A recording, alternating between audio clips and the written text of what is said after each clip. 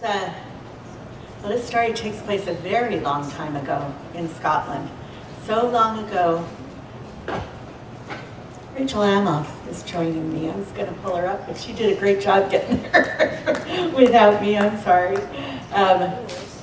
Rachel's going to add magic and atmosphere to this story as we go along. But this happened so long ago that the realm between magic and the fae folk and the realm of the human are very close together. And there lived a king, or maybe he was a farmer, but we'll just call him a laird. And this laird had 3 daughters, and all of the family wealth was in cattle and in sheep. And one day the laird went out to look at his cattle and his sheep, and they were gone. Every single sheep, all the cattle, down to the last lamb and calf, were gone. So as he was contemplating financial ruin and maybe a lot of his life choices, a little black dog trotted up and sat right in front of the laird. He looked at him with his green eyes and he said, "I can get your cattle and your sheep back for you." And when the laird recovered from hearing the dog speak to him, he said, "Well, what's the price?" Because even then, it was necessary to be careful when negotiating with fairy or magic. The dog said, "I'll marry your daughter." Oh. Well, the laird said, "If she'll have you, I'll give her to you." And really, for this kind of a tale, that was pretty progressive, I gotta say. And so he was thinking his odds are pretty good. He's got 3 daughters. He goes home, he says to the oldest daughter, tells her the whole story, "All you have to do is marry the dog." And she says, "Oh no, I don't think I'm marrying the dog. I have my eye on the princeling in the next kingdom, and I'll be off to marry him." And she took herself off and she left. So he said to the middle daughter, "Will you marry the dog?" And she says, "Oh no. I am not going to marry the dog. The boy next door and I, we have an understanding, and I think today's the day. I'll be marrying him." And off she went. She married the boy next door. Well, now his heart was kind of down in the pit of his stomach to talk to his youngest daughter. He said, "Will you marry the dog?" And she said, "Well, I think there are worse things in life I could do than to marry a dog and save our family's fortune and my father's future. I'll marry the dog." And so that very next day they were married. And she went home with her husband, that wee green-eyed dog. And it was quite a distance. And they got to his castle, and it was beautiful. And she spent the whole day exploring, and so it wasn't until her wedding night that she started to feel some trepidation herself. And she climbed into her wedding bed, and the little dog jumped right up onto the pillow next to her, and when the sun went down, he turned into a fine green-eyed man. And he said, "Oh, my beloved, you have half changed the curse I was under. I'm working on the other half, but for now, I'll be a dog during the day and my true self at night." And I know some of you are thinking, well, that is a very good deal indeed. And so they were happy. And it wasn't long until she fell pregnant. And when she fell pregnant, well, she got very near her term, and she was overwhelmed with a desire to go back and see the laird, to go back to her home and her family. And so she said to her husband, "Oh, I really want to go back."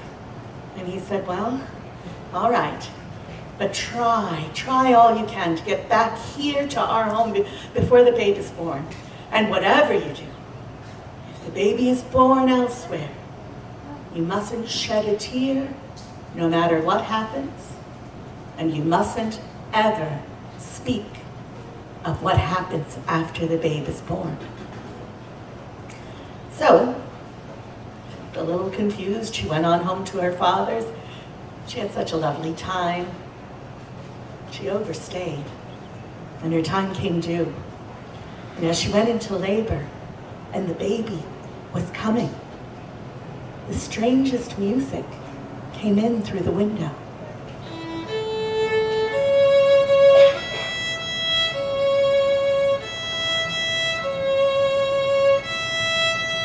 And all her pain melted away, but everyone in the house was put into a sound sleep except for her. And she shook the midwife and nothing happened, and she gave birth to a perfect baby boy. And as she held that baby, she saw his eyes were blue like her own father's. The laird's daughter looked at that baby. Let's call her Jo, so she has a name from here on out.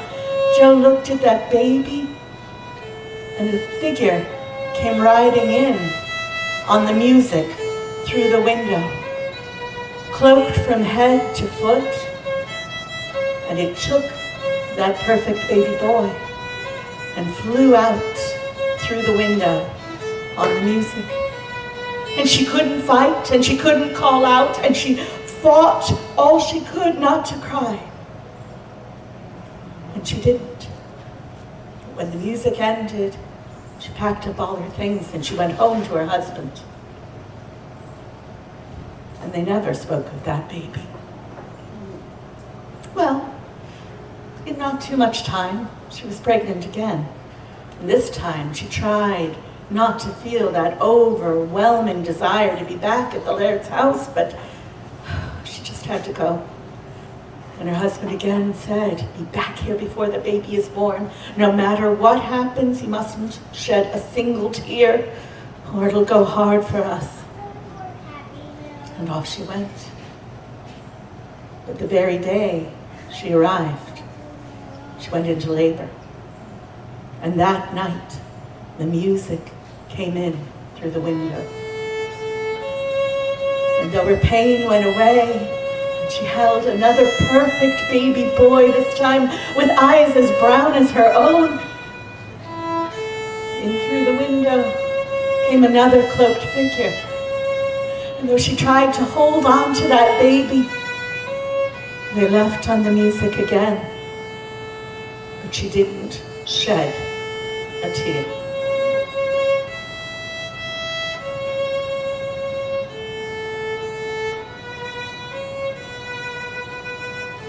And when the music ended, she packed up and went home as fast as she could. And she and her husband never spoke of that baby again. Well, the next time she fell pregnant, she was filled with ideas. Maybe I could go early, she thought. If I go a month before this baby is due, I could go and be back. So her husband said, "Go and try." She went home to the laird's house. And that very night, her labor pains started. And she fought them. She fought them, but a baby will come when a baby will come. And as she started to give birth, the music came in through the window.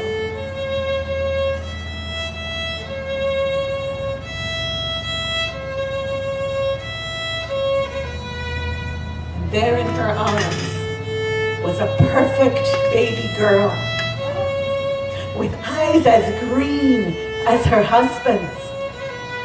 And she held the baby tight, thinking maybe this time, even though everyone is asleep, maybe I can keep this baby. But the music continued, and riding in on the music came another cloaked figure who took that baby away, and she could not fight. And she tried not to cry, but one perfect tear escaped from her eye. She caught it in her handkerchief and she stuck it into her bodice, wondering what could be worse than losing her children.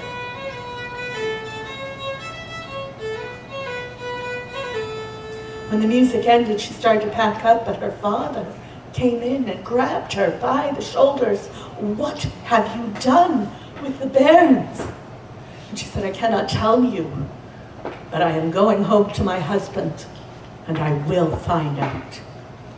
But when she got home, he was gone. No sign of the dog, no sign of the man, just his horse. So Jo saddled the horse, and she whispered in its ear, "Follow him." And off they went. It was much like being dragged by the wind all day and all night, all day again. And as night came, the horse started to founder, and they were at a small cottage. So she knocked on the door, and it was answered by a woman with eyes a very familiar green. And Jo begged for guest privileges and was allowed in. She was shown to a bedroom, but there in the corner was a small bed as well, made up for a child. In the morning, after they'd had breakfast and she'd helped with the washing up, she said, "I wonder if I might ask the answers to 3 questions." And the woman said, "If they're the right questions." "And has my husband been here?" "Yes, he has." "Do you know where he's gone?" "He's gone to my sister's at the foot of the mountain." "And who was sleeping in this bed?" And the woman smiled. She said, "These are the right questions. When he left, he had his oldest son with him. He'd been sleeping in that bed." And so she was very excited, and she thanked the woman. She got on the horse, and she whispered in its ear, "Follow him." And she, again, was dragged by the wind up to the foot of the mountain. And there was a slightly bigger house. And she knocked on the door, and another green-eyed woman, this one with blonde hair, answered the door. She asked again for guest privileges. She was shown again to a bedroom, and there was a wee trundle bed under her bed. And in the morning, when she asked, could she have the answer to 3 questions, it was the same as before, if they are the right questions. Her husband had been there. He had gone to the top of the mountain to their oldest sisters, and he had brought his younger son with him, who'd been sleeping in that trundle bed. Well, now Jo was practically beside herself. She got on that horse. She rode to the top of the mountain. She didn't even notice the time. And when she got there and she asked for guest privileges from that green-eyed woman, she was shown immediately into a bedroom with a cradle in the corner. And to her surprise, there was a baby girl in the cradle. She went over and she picked up the babe, and she only had one eye. But it was a perfect green. And as she held her, she realized what had happened. And out of her bodice, she brought her handkerchief with the perfect tear still inside. And she popped it onto the little child's face, and 2 green eyes blinked at her. And she was so happy. She didn't even wait for morning. She said to the woman who had given her the bed, "Where has my husband gone? How can I find him?" And the woman said, "Well, he was married this morning to the daughter of the King of the Skies. That castle hanging midair, that's theirs. How did this happen?" Well, it was she who had cursed him. And if you had been able to give birth to 3 perfect children, his curse would have been broken. But as it was not, he married her, and she has entranced his mind. He only needs to stay married to her for 1 week, and he'll never get his memories back. But he did take the boys with him. Oh, well, thank you. I'll be off. Oh, just a minute, said the green-eyed woman. That's only 2 questions. I have no others. That's good. That means I can give you a boon. Here I have golden shears. They will work by themselves, and if you should snip a thread of clothing while someone is wearing it, their entire outfit will become the most expensive gold cloth there is. Thank you, said Jo, and she tucked them into her bag. Oh, I am not done. Here is a golden needle. It will thread itself, and it will sew by itself faster than any 10 humans ever could. Thank you, said Jo, and put it in her pouch. Oh, I do have one more thing. The only way that that needle can sew that fast is if you have this clue of thread. It is the only one that can keep up with that needle. Ah, thank you, said Jo. That's it. Very well. And she climbed onto the horse with the babe in her arms. And she said, up. And the horse went up to that castle, suspended in the air. And when she got to the castle, she presented herself as a seamstress who would make a trousseau for the bride from the morning. And she was shown to a solar. And she got out her shears and her needle and thread. And she started to sew so quickly that everyone was talking about it. And soon the bride herself came down to see.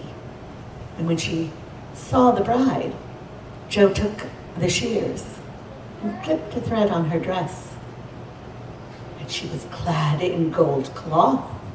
And the princess hag, for that's who the daughter of the skies was, she said, I'll have those shears. What's your price?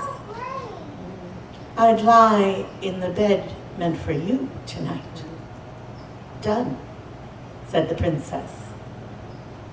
And Jo thought her heart would burst. And she climbed into the marriage bed. But the princess had given a sleeping draught to the bridegroom. And he did not wake that whole night. And in the morning, she came and kicked Jo out of the bed, and she went back to the solar without the shears. She went and found her 2 boys, but she knew she couldn't speak to them of what had happened. She just gathered them together and showed them the little baby girl with eyes so like their father's. And she began to sew and sew the trousseau. And of course that needle was going so fast that soon the princess hag came in again and said, I would have that needle. What's your price? The same as before. And again, when she climbed into the bed, the bridegroom had been given a sleeping potion. But all night long, Jo told him the story of what had happened to her and what had happened to him. And the boys who had spent all day with her were listening at the door. And so, though the hag kicked her out of the bed the next day, the boys took their father for breakfast and told them of the little baby girl with his eyes and the story of the woman in his bed. And then the princess hag came into the solar and said, this needle doesn't work without that clue of thread. I'll have it as well. What's your price?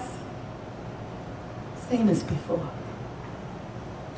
But this time, when she climbed into the bed, the prince, the bridegroom, had been alerted, and so he had not drunk his sleeping potion. And as she started to tell him the story, he turned and held her. He said, You are my true wife, and these three are our true children. And when the hag came down the next morning, he said, you might as well stay upstairs, for we will not be staying and extending to ourselves the hospitality of the King of the Skies. And they went home. And while there may be another family who lived as happily as that one, I have never heard of them.